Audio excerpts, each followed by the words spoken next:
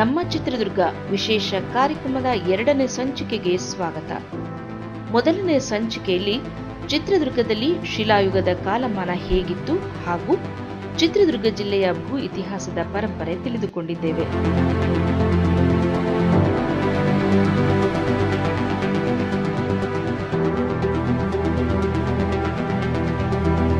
ಮಹಾಭಾರತ ಮತ್ತು ರಾಮಾಯಣಗಳ ಐತಿಹ್ಯಗಳ ಬಗ್ಗೆ ಗಮನಿಸಿದ್ದೇವೆ. ಇಂದಿನ ಸಂಚಿಕೆಯಲ್ಲಿ ಚಿತ್ರದುರ್ಗ ಜಿಲ್ಲೆಯ ರಾಜ ಪರಂಪರೆಯ ಬಗ್ಗೆ ತಿಳಿಯೋಣ.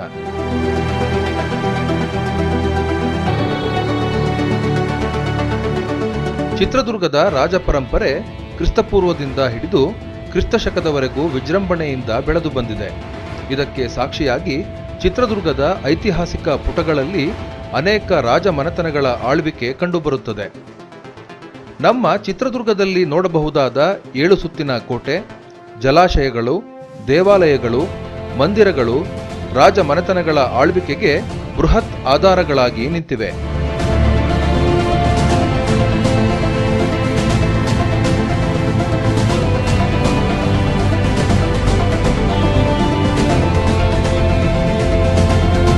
ಚಿತ್ರದುರ್ಗ ಜಿಲ್ಲೆಯ ರಾಜ ಪರಂಪರೆ ಆರಂಭವಾಗುವುದು ನಾಗರಿಕತೆಯ ನಂತರ ಉಗಮಗೊಂಡಂತಹ ಅಖಂಡ ಭಾರತವನ್ನು ಆಳ್ವಿಕೆ ಮಾಡಿದಂತಹ ಮೌರ್ಯರ ರಾಜಮನೆತನದಿಂದ.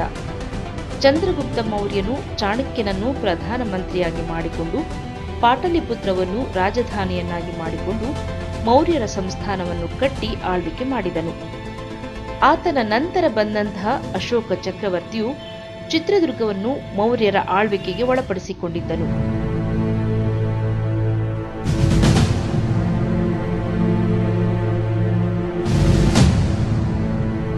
ಅಶೋಕ ಚಕ್ರವರ್ತಿಯ ಆಳ್ವಿಕೆಯ ಕಾಲದಲ್ಲಿ ಚಿತ್ರದುರ್ಗವನ್ನು ಇಸಿಲಾ ಪಟ್ಟಣ ಎಂದು ಕರೆಯುತ್ತಿದ್ದರು.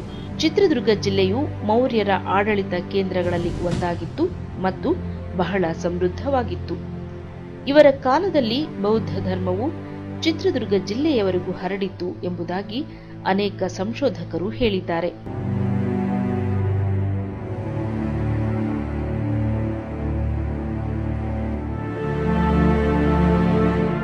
ಚಿತ್ರದುರ್ಗ ಜಿಲ್ಲೆಯ ಮೊಳಕಾಲ್ಮೂರು ತಾಲೂಕಿನ ಬ್ರಹ್ಮಗಿರಿಯಲ್ಲಿ ಅಶೋಕನ ಕಾಲದಲ್ಲಿ ಹಾಕಿಸಿದ ಶಿಲಾಶಾಸನ ದೊರೆತಿದೆ. ಇನ್ನು ಜಟ್ಟಂಗಿ ರಾಮೇಶ್ವರ, ಸಿದ್ದಾಪುರ ಎಂಬ ಗ್ರಾಮಗಳಲ್ಲಿ ಮೌರ್ಯರ ಆಳ್ವಿಕೆಯ ಕಾಲದ ಅನೇಕ ಅವಶೇಷಗಳು ಮತ್ತು ಬೌದ್ಧ ಧರ್ಮದ ಸ್ಮಾರಕಗಳು ದೊರೆತಿವೆ. ದೊರೆತಿರುವ ಅವಶೇಷಗಳು ಮತ್ತು ಬೌದ್ಧ ಧರ್ಮೀಯ ಸ್ಮಾರಕಗಳು ಚಿತ್ರದುರ್ಗವು ಮೌರ್ಯ ಸಾಮ್ರಾಜ್ಯದ ಅವಿಭಾಜ್ಯ ಅಂಗವಾಗಿತ್ತು, ಸಮೃದ್ಧಿಯಿಂದ ಕೂಡಿತ್ತು ಮತ್ತು ಮೌರ್ಯರ ಕಾಲದ ಕಲೆ ಹಾಗೂ ಸಂಸ್ಕೃತಿಗಳನ್ನು ಸಾರಿ ಸಾರಿ ಹೇಳುತ್ತವೆ.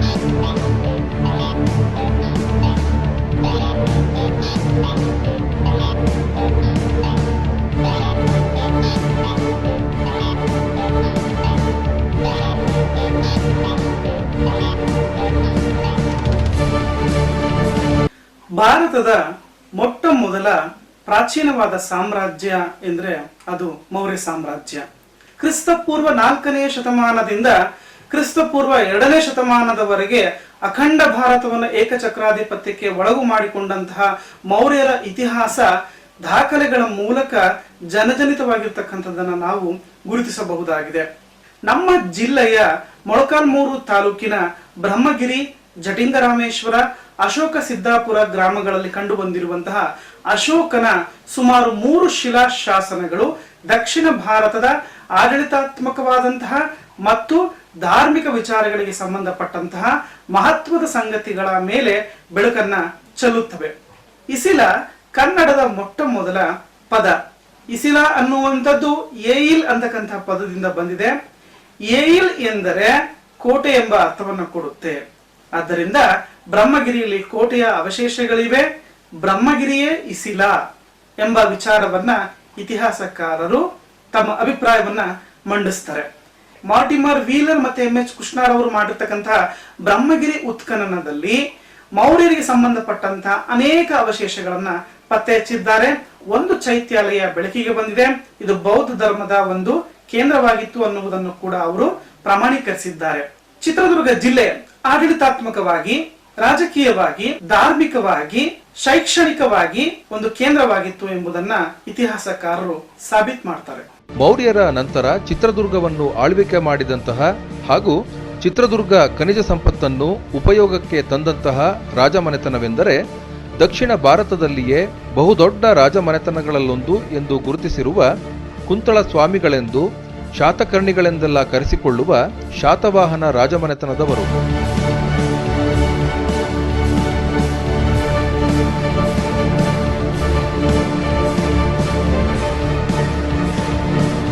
ಚಿತ್ರದುರ್ಗ ಶಾತವಾಹನರ ಕಾಲದಲ್ಲಿ ಸಂಪದ್ಭರಿತವಾಗಿತ್ತು ಹಾಗೂ ಶಾತವಾಹನರ ವಾಣಿಜ್ಯ ಕೇಂದ್ರಗಳಲ್ಲಿ ಒಂದಾಗಿತ್ತು.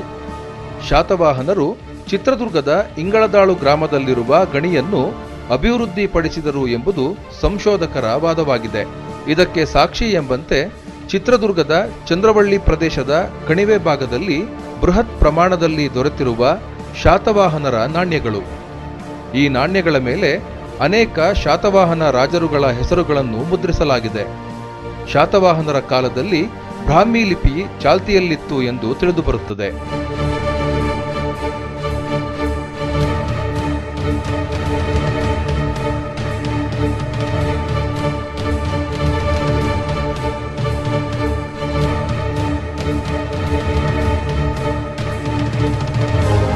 ಅತ್ಯಂತ ಆಶ್ಚರ್ಯಕರ ಸಂಗತಿ ಎಂದರೆ ಚಂದ್ರವಳ್ಳಿಯ ಕಣಿವೆ ಪ್ರದೇಶದಲ್ಲಿ ಉತ್ಖನನ ಮಾಡುವಾಗ ಸಂಶೋಧಕರಿಗೆ ದೊರೆತಿರುವ ರೋಮ್ ಸಾಮ್ರಾಜ್ಯದ ಸಾಮ್ರಾಟನಾದ ಅಗಸ್ಟಸ್ ಕಾಲದ ನಾಣ್ಯಗಳು. ಈ ಎಲ್ಲ ಆಧಾರಗಳಿಂದ ತಿಳಿದು ಬರುವುದೇನೆಂದರೆ ಚಿತ್ರದುರ್ಗವು ಶಾತವಾಹನರ ಕಾಲದಲ್ಲಿ ಸಮೃದ್ಧಿಯಾಗಿತ್ತು ಹಾಗೂ ಶಾತವಾಹನರ ಸಂಸ್ಥಾನದ ವಾಣಿಜ್ಯ ಕೇಂದ್ರಗಳಲ್ಲಿ ಒಂದಾಗಿತ್ತು ಎಂಬುದಾಗಿದೆ.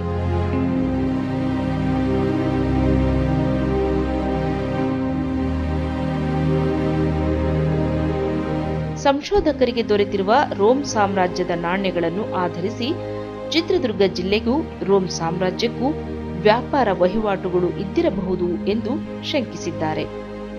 ಚಿತ್ರದುರ್ಗ ಜಿಲ್ಲೆಯ ಪರಿಸರವು ಕ್ರಿಸ್ತಶಕ 3ನೇ ಶತಮಾನದಲ್ಲಿಯೇ ಸಂಪತ್ತು ಸಮೃದ್ಧಿಗಳಿಂದ ಕೂಡಿತ್ತು ಎಂಬುದು ಅಚ್ಚರಿಯಾದರೂ ಸತ್ಯ ಸಂಗತಿಯಾಗಿದೆ.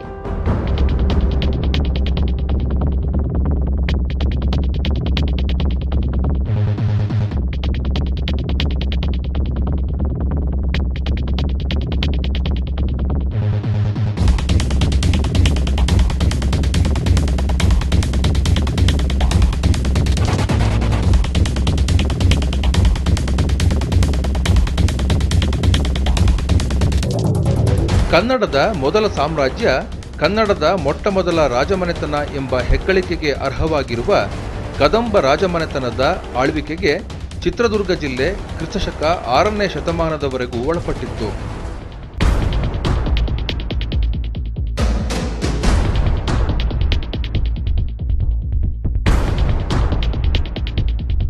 ಕದಂಬರ ಸಂಸ್ಥಾಪಕನಾದ ಮಯೂರ ಶರ್ಮ ತಾನೇ ಹಾಕಿಸಿದ ಶಾಸನವು ಚಿತ್ರದುರ್ಗದ ಚಂದ್ರವಳ್ಳಿ ಪ್ರದೇಶದಲ್ಲಿ ದೊರೆತಿದೆ. ಅನೇಕ ರಾಜ್ಯಗಳನ್ನು ಗೆದ್ದು ಚಿತ್ರದುರ್ಗದ ಚಂದ್ರವಳ್ಳಿ ಕೆರೆಯನ್ನು ತಾನೇ ನಿರ್ಮಿಸಿದನು ಎಂಬುದು ಈ ಶಾಸನದ ಸಾರಾಂಶವಾಗಿದೆ. ಈ ಸಂಗತಿ ಚಿತ್ರದುರ್ಗದ ಹೆಮ್ಮೆಯ ಸಂಗತಿಗಳಲ್ಲೊಂದಾಗಿದೆ.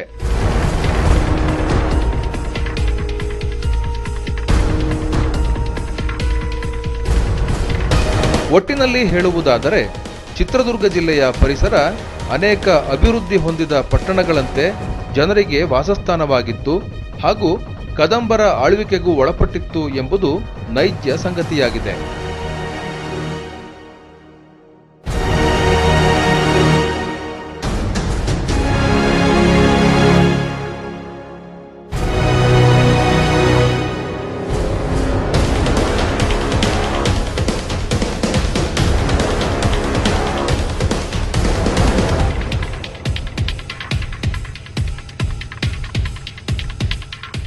ಶಾತವಾಹನರ ತರುವಾಯ ಕರ್ನಾಟಕದಲ್ಲಿ ಪ್ರಾಬಲ್ಯಕ್ಕೆ ಬಂದಂತಹ ರಾಜಮನೆತನ ಎಂದರೆ ಅದು ಕದಂಬ ರಾಜಮನೆತನ.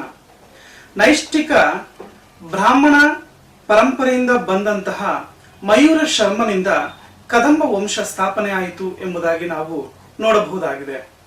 ಮಯೂರ ಶರ್ಮನ ಬಗ್ಗೆ ನಾವು ನೋಡ್ತಕ್ಕಂಥದ್ದೇ ಆದ್ರೆ ಮಯೂರ ಶರ್ಮನನ್ನ ಕುರಿತು ಕದಂಬರ ಇತರ ಅರಸರ ಶಾಸನಗಳಲ್ಲಿ ನಮಗೆ ಮಾಹಿತಿಗಳು ಲಭ್ಯ ಆದರೂ ಸಹ ಮಯೂರ ಶರ್ಮನೇ ಹಾಕಿಸಿದಂತಹ ಒಂದು ಏಕೈಕ ಶಾಸನವನ್ನ ನಮ್ಮ ಚಿತ್ರದುರ್ಗ ಪರಿಸರದಲ್ಲಿ ಕಂಡುಬರುವ ಚಂದ್ರವಳ್ಳಿಯಲ್ಲಿ ಕಾಣುತ್ತೇವೆ. ಆ ಶಾಸನವನ್ನ 1929ರಲ್ಲಿ ಕರ್ನಾಟಕದ ಹೆಸರಾಂತ ಪುರಾತತ್ವಜ್ಞರಾದಂತಹ ಡಾಕ್ಟರ್ ಎಂ.ಎಚ್. ಕೃಷ್ಣಾರ್ ಅವರು ಸಂಶೋಧನೆಯನ್ನ ಮಾಡ್ತಕ್ಕಂಥದ್ದು. ಆ ಶಾಸನ ಪ್ರಾಕೃತ ಭಾಷೆಯಲ್ಲಿ ಇರ್ತಕ್ಕಂಥದ್ದನ್ನ ನಾವು ನೋಡಬಹುದಾಗಿದೆ. ಕದಂಬಾಣಂ ಮಯೂರ ಶಮ್ಮಾಣ ವಿಣಮ್ಮಿ ಅಂ ತಟಾಕಂ ಧೂಪ ತೇಕೂಟ ಅಬೀರ ಪಲ್ಲವ ಪಾರಿಯಾತ್ರಿಕ ಶಕಸ್ಥಾಣ ಸೈಂಧಕ ಪುನ್ನಾಟ ಮೋಕರಿಣ ಅನ್ನುವಂತಹ ವಿಷಯವನ್ನ ಈ ಶಾಸನ ಪ್ರಸ್ತಾಪ ಮಾಡ್ತಕ್ಕಂಥದ್ದು. ಈ ಎಲ್ಲಾ ರಾಜ್ಯಗಳನ್ನ ಗೆದ್ದಂತಹ ಕದಂಬರ ಮಯೂರ ಶರ್ಮನು ಇಲ್ಲಿ ಬಂದು ಕೆರೆಯನ್ನ ತಟಾಕವನ್ನ ನಿರ್ಮಿಸಿದ ಅನ್ನುವಂತಹ ಒಂದು ಮಾಹಿತಿ ನಮಗೆ ಈ ಶಾಸನದ ಮೂಲಕ ಲಭ್ಯ ಆಗುತ್ತೆ. ಮಯೂರ ಶರ್ಮನಿಗೆ ಸಂಬಂಧಿಸಿದ್ದು ಮತ್ತು ಅವನೇ ಹಾಕಿಸಿದಂತಹ ಶಾಸನ ಎಂಬ ಹೆಗ್ಗಳಿಕೆಗೆ ಈ ಶಾಸನ ಪಾತ್ರವಾಗುತ್ತೆ. ಕದಂಬರ ಕಾಲದಲ್ಲಿ ಬನವಾಸಿ ಹೇಗೆ ಪ್ರಮುಖವಾದ ಪಾತ್ರವನ್ನ ವಹಿಸಿತ್ತೋ ಹಾಗೆ ಕದಂಬರ ರಾಜ್ಯದಲ್ಲಿ ಚಂದ್ರವಳ್ಳಿ ಪರಿಸರವೂ ಕೂಡ ಅಷ್ಟೇ ಪ್ರಾಮುಖ್ಯತೆಯನ್ನ ಪಡೆದಿತ್ತು. ಕದಂಬರು ತಮ್ಮ ಸಾಮ್ರಾಜ್ಯವನ್ನ ಸ್ಥಾಪನೆ ಮಾಡತಕ್ಕಂತಹ ಸಂದರ್ಭದಲ್ಲಿ ನಮ್ಮ ಚಿತ್ರದುರ್ಗ ಪರಿಸರ ವಿಶೇಷವಾದ ಪಾತ್ರ ವಹಿಸಿತ್ತು ಅನ್ನುವಂಥದ್ದು ಈ ಶಾಸನದ ಮೂಲಕ ನಾವು ತಿಳ್ಕೊಳ್ಳಬಹುದು. ಇಷ್ಟಲ್ಲದೆ ನಮ್ಮ ಜಿಲ್ಲೆಯ ಅನೇಕ ಪ್ರದೇಶಗಳಲ್ಲಿ ಕದಂಬರಿಂದ ನಿರ್ಮಾಣಗೊಂಡಿರ್ತಕ್ಕಂತಹ ಅನೇಕ ಸ್ಮಾರಕಗಳು, ದೇವಾಲಯಗಳು, ಶಾಸನಗಳನ್ನು ಕೂಡ ನಾವು ಗುರುತಿಸಬಹುದಾಗಿದೆ. ಕದಂಬರ ನಂತರ ಅಖಂಡ ಕರ್ನಾಟಕದ ಚಕ್ರವರ್ತಿಗಳೆಂದು ಕರೆಸಿಕೊಂಡಿರುವ ಚಾಳುಕ್ಯರು ತಮ್ಮ ಆಳ್ವಿಕೆಗೆ ಚಿತ್ರದುರ್ಗ ಜಿಲ್ಲೆಯ ಪರಿಸರವನ್ನು ಒಳಪಡಿಸಿಕೊಂಡಿದ್ದರು. ಇವರು ಕನ್ನಡ ನಾಡಿನ ಸಂಸ್ಕೃತಿ ವಿಕಾಸಕ್ಕೆ ಅನೇಕ ಕೊಡುಗೆಗಳನ್ನು ನೀಡಿದರು.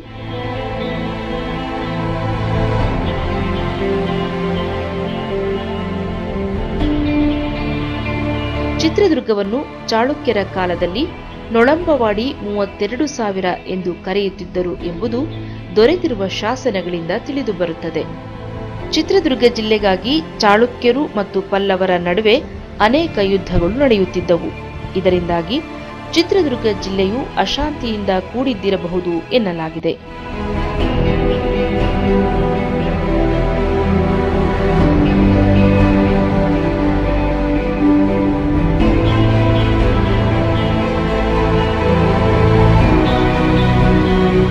ಚಾಳುಕ್ಯರ ಸಾಮಂತರಾಗಿ ಚಿತ್ರದುರ್ಗ ಜಿಲ್ಲೆಯ ಪರಿಸರವನ್ನು ನೊಳಂಬರು, ಉಚ್ಚಂಗಿ ಪಾಂಡ್ಯರು ಕೂಡ ಆಳ್ವಿಕೆ ಮಾಡಿದ್ದಾರೆ. ಇವರೆಲ್ಲರೂ ಕಲೆ ಮತ್ತು ವಾಸ್ತುಶಿಲ್ಪದ ವಿಕಾಸಕ್ಕೆ ಶ್ರಮವಹಿಸಿದ್ದರು ಎಂದು ದೊರೆತಿರುವ ಶಾಸನಗಳಿಂದ ತಿಳಿದುಬರುತ್ತದೆ. ಇವರ ಕಾಲದಲ್ಲಿ ಚಿತ್ರದುರ್ಗವನ್ನು ಸೂಳ್ಗಲ ನಾಡು ಎಂದು ಕರೆಯುತ್ತಿದ್ದರು. ಚಾಳುಕ್ಯರ ಕಾಲದ ಸರ್ವಶ್ರೇಷ್ಠ ದೊರೆಯಾದ 6ನೇ ವಿಕ್ರಮಾದಿತ್ಯನ ಅನೇಕ ಶಾಸನಗಳು ಚಿತ್ರದುರ್ಗ ಜಿಲ್ಲೆಯ ಪರಿಸರದಲ್ಲಿ ದೊರೆತಿವೆ.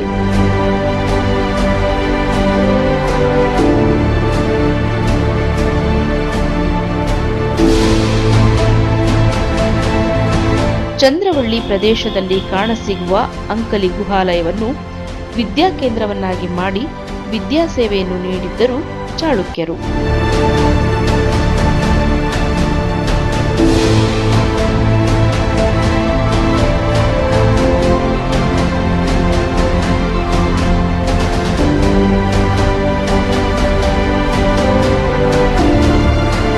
ಚಿತ್ರದುರ್ಗದ 7 ಸುತ್ತಿನ ಕೋಟೆಗೆ ಅಡಿಪಾಯ ಹಾಕಿದವರು ಚಾಳುಕ್ಯರು ಎಂಬುದು ಅಚ್ಚರಿ ಮೂಡಿಸಿದರೂ ಸತ್ಯ ಸಂಗತಿಯಾಗಿದೆ. ಇವರ ನಂತರ ಬಂದಂತಹ ಪಾಳೆಗಾರರು ಬುನಾದಿ ಹಾಕಿದ ಕೋಟೆಗೆ ಅನೇಕ ಸುತ್ತುಗಳನ್ನು ನಿರ್ಮಿಸಿ ಭದ್ರಪಡಿಸಿದರು.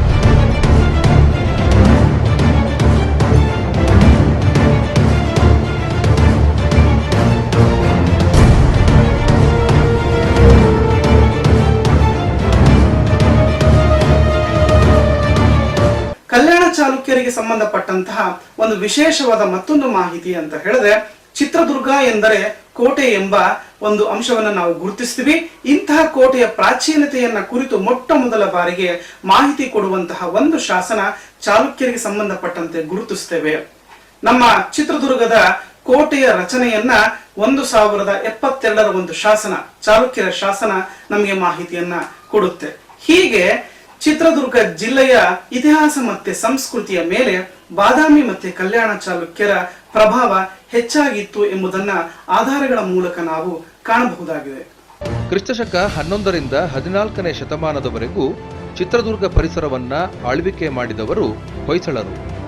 ಇವರು ರಾಜಕೀಯ, ಸಾಮಾಜಿಕ, ಸಾಂಸ್ಕೃತಿಕ, ಧಾರ್ಮಿಕ, ಸಾಹಿತ್ಯ ಮತ್ತು ಶಿಲ್ಪಕಲೆಗಳ ಕ್ಷೇತ್ರಗಳಿಗೆ ವಿಶಿಷ್ಟವಾದ ಕೊಡುಗೆಯನ್ನು ನೀಡಿದರು.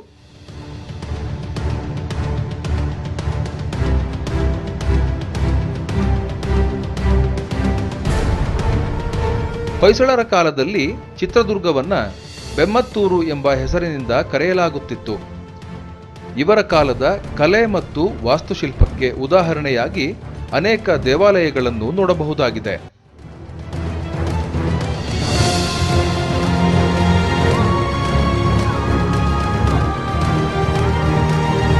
ಹೊಯ್ಸಳರ ಪ್ರಧಾನಮಂತ್ರಿಯಾದ ಪೆರುಮಾಳದೇವ ದಂಡನಾಯಕನು ಅನೇಕ ವಿದ್ಯಾಕೇಂದ್ರಗಳನ್ನು ಚಿತ್ರದುರ್ಗದ ಪ್ರದೇಶದಲ್ಲಿ ನಿರ್ಮಿಸಿ ವಿದ್ಯಾ ಪ್ರಸರಣೆಯನ್ನು ಮಾಡಿದ್ದಾನೆ.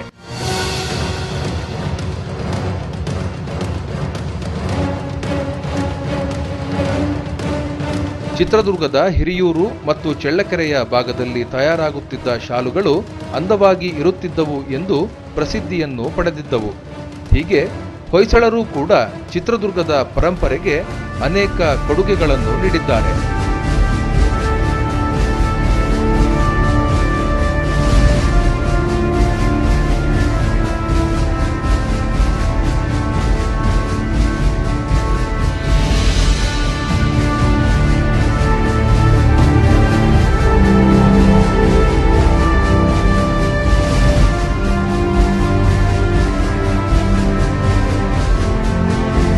ನಮ್ಮ ಚಿತ್ರದುರ್ಗ ಜಿಲ್ಲೆಯಲ್ಲಿ ಸುಮಾರು 60ಕ್ಕೂ ಹೆಚ್ಚು ಶಾಸನಗಳು ಹೊಯ್ಸಳರಿಗೆ ಸಂಬಂಧಿಸಿದಂತೆ ದೊರೆತಿವೆ. ಬಹಳ ಮುಖ್ಯವಾಗಿ ಹೊಯ್ಸಳರ ಕಾಲದಲ್ಲಿ ಚಿತ್ರದುರ್ಗವನ್ನ ಬೆಮ್ಮತ್ತೂರು ಪಟ್ಟಣ ಎಂಬುದಾಗಿ ಕರೆಯಲಾಗಿದೆ. ಹೊಯ್ಸಳರ ಅನೇಕ ಸಾಮಂತರು, ಮಹಾಪ್ರಧಾನಿಗಳು ಇಲ್ಲಿ ಪ್ರಾಂತ್ಯಪಾಲಕರಾಗಿ ಆಳ್ವಿಕೆ ಮಾಡಿರತಕ್ಕಂಥದ್ದು ನಮಗೆ ಶಾಸನಗಳ ಮೂಲಕ ಗಮನಿಸಬಹುದು. ಕ್ರಿಸ್ತಶಕ 13ನೇ ಶತಮಾನದಲ್ಲಿ ಪೆರುಮಾಳೆ ದೇವ ದಂಡನಾಯಕ ಚಿತ್ರದುರ್ಗ ಪರಿಸರದಲ್ಲಿ ಪ್ರಾಂತ್ಯಪಾಲಕನಾಗಿ ಆಳ್ವಿಕೆಯನ್ನು ಮಾಡತಕ್ಕಂಥದ್ದು. ಇಲ್ಲಿ ಚಿತ್ರದುರ್ಗದಲ್ಲಿ ಪೆರುಮಾಳೆ ಪುರವನ್ನ ನಿರ್ಮಿಸಿ ಬ್ರಹ್ಮಪುರಿ ಗೇರಿಯನ್ನ ಸ್ಥಾಪನೆಯನ್ನ ಮಾಡಿ ಅಲ್ಲಿ ಬ್ರಾಹ್ಮಣರಿಗೆ ದಾನದತ್ತಿಗಳನ್ನ ಕೊಟ್ಟಿರ್ತಕ್ಕಂಥದ್ದು ಶಾಸನಗಳ ಮೂಲಕ ನಾವು ಕಾಣುವುದಕ್ಕೆ ಸಾಧ್ಯತೆ ಆಗುತ್ತೆ. ಕರ್ನಾಟಕದಲ್ಲಿ ವಿಶಾಲವಾದ ಸಾಮ್ರಾಜ್ಯವನ್ನು ಕಟ್ಟಿ ವಿಜೃಂಭಣೆಯಿಂದ ಆಳ್ವಿಕೆ ಮಾಡಿದಂಥ ರಾಜಮನೆತನವೆಂದರೆ ವಿಜಯನಗರ ಸಾಮ್ರಾಜ್ಯ. ಇವರು ಚಿತ್ರದುರ್ಗವನ್ನು ತಮ್ಮ ಆಳ್ವಿಕೆಗೆ ಒಳಪಡಿಸಿಕೊಂಡಂತಹ ಸಂದರ್ಭದಲ್ಲಿ ಚಿತ್ರದುರ್ಗವನ್ನು ಬೆಮ್ಮತ್ತ ಕಲ್ಲು ಎಂದು ಕರೆಯುತ್ತಿದ್ದರು.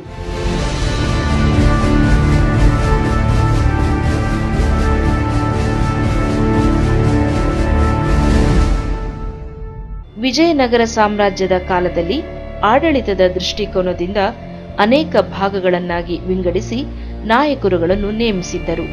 ಇನ್ನು ಕೃಷಿ ಮತ್ತು ಕೃಷಿಯೇತರ ಚಟುವಟಿಕೆಗಳಿಗೆ ಬೆಂಬಲ ನೀಡುತ್ತಿದ್ದರು. ರೈತರಿಗೆ ಕಷ್ಟವಾಗಬಾರದು ಎಂದು ಕೃಷಿಯ ಮೇಲಿನ ತೆರಿಗೆಯನ್ನು ಮೊಟಕುಗೊಳಿಸಿದ್ದರು. ಚಿತ್ರದುರ್ಗದಲ್ಲಿ ಅನೇಕ ವಿದ್ಯಾಕೇಂದ್ರಗಳನ್ನು ನಿರ್ಮಿಸಿ ವೇದಶಾಸ್ತ್ರಗಳ ಅಧ್ಯಯನಕ್ಕೆ ಪ್ರೋತ್ಸಾಹ ನೀಡಿದ್ದರು.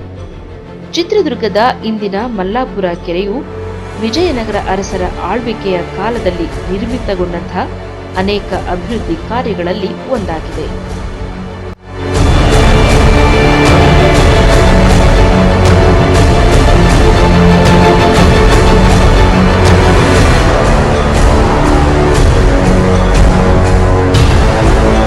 ಚಿತ್ರದುರ್ಗದ ಪಾಳೆಯಗಾರರು ವಿಜಯನಗರದ ಅರಸರ ಕಾಲದಲ್ಲಿ ಅಮರ ನಾಯಕರಾಗಿ ಕಾರ್ಯನಿರ್ವಹಿಸುತ್ತಿದ್ದರು. ತಾಳಿಕೋಟೆ ಯುದ್ಧ ನಂತರ ವಿಜಯನಗರ ಅವನತಿ ಹೊಂದಿದ ಮೇಲೆ ಪಾಳೆಗಾರರು ಸ್ವತಂತ್ರವಾಗಿ ಆಳ್ವಿಕೆಗೆ ಬಂದರು.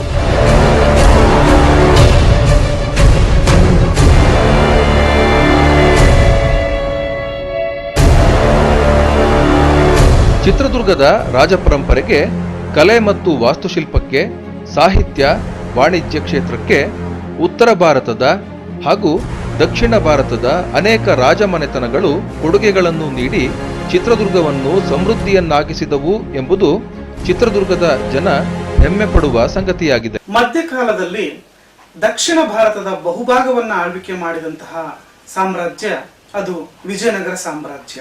ನಮ್ಮ ಚಿತ್ರದುರ್ಗ ಜಿಲ್ಲೆಯಲ್ಲಿ ವಿಜಯನಗರ ಅರಸರ ಇತಿಹಾಸವನ್ನ ಕುರಿತು ನಾವು ನೋಡುವಂಥದ್ದೇ ಆದರೆ ಬಹಳ ಮುಖ್ಯವಾಗಿ ಅಸಂಖ್ಯಾತವಾದಂತಹ ಶಾಸನಗಳು ನಮ್ಮ ಜಿಲ್ಲೆಯಲ್ಲಿ ವಿಜಯನಗರ ಕಾಲಕ್ಕೆ ಸಂಬಂಧಪಟ್ಟಂತೆ ದೊರೀತವೆ. ಅವೆಲ್ಲವುಗಳು ಕೂಡ ಈಗಾಗಲೇ ಇತಿಹಾಸದ ಅಧ್ಯಯನಕ್ಕೆ ಪೂರಕವಾಗಿ ಕೆಲಸ ಮಾಡಿರ್ತಕ್ಕಂಥದ್ದನ್ನು ನಾವು ನೋಡಬಹುದು.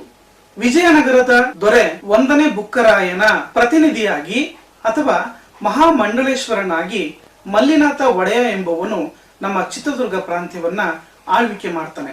ಈ ಮಲ್ಲಿನಾಥ ಒಡೆಯನ ಕಾಲದಲ್ಲಿ ಚಿತ್ರದುರ್ಗ ಬೆಟ್ಟ ಪರಿಸರದಲ್ಲಿ ಅನೇಕ ರೀತಿಯಾಗಿ ಸ್ಮಾರಕಗಳ ನಿರ್ಮಾಣ ಆಗಿರಬಹುದು, ಸ್ಮಾರಕಗಳ ಜೀರ್ಣೋದ್ಧಾರದ ಕಾರ್ಯಗಳನ್ನ, ಕಾಮಗಾರಿಗಳನ್ನ, ಲೋಕೋಪಯೋಗಿ ಕಾರ್ಯಗಳನ್ನ ಮಾಡಿಸಿರ್ತಕ್ಕಂಥದ್ದು ಶಾಸನಗಳ ಮೂಲಕ ದಾಖಲಾಗಿದೆ. ಮಲ್ಲಿನಾಥ ಒಡೆಯ ಬೆಟ್ಟದ ಸಿದ್ದೇಶ್ವರ ದೇವಾಲಯ ಅಂದರೆ ಏನು ನಾವು ಸಂಪಿಗೆ ಸಿದ್ದೇಶ್ವರ ಅಂತ ಕರಿತೇವೆ, ಆ ಸಂಪಿಗೆ ಸಿದ್ದೇಶ್ವರ ದೇವಾಲಯದ ಕಲ್ಲು ಉಪ್ಪರಿಗೆ ಇರಬಹುದು, ಕಲ್ಲಿನ ಉಯ್ಯಾಲೆ ಇರಬಹುದು, ದೇವಾಲಯದ ಶಿಖರ ಆಗಿರಬಹುದು, ಇನ್ನು ಇತರ ಜೀರ್ಣೋದ್ಧಾರ ಕಾರ್ಯಗಳನ್ನ ಮಾಡಿಸ್ತಾನೆ. ಅದರ ಜೊತೆಯಲ್ಲಿ ಆ ದೇವಾಲಯದ ನಿರ್ವಹಣೆಗಾಗಿ 2ರಿಂದ 3 ಗ್ರಾಮಗಳ ದಾನವನ್ನ ಕೊಡತಕ್ಕಂಥದ್ದು ಶಾಸನದಲ್ಲಿ ದಾಖಲಾಗಿದೆ.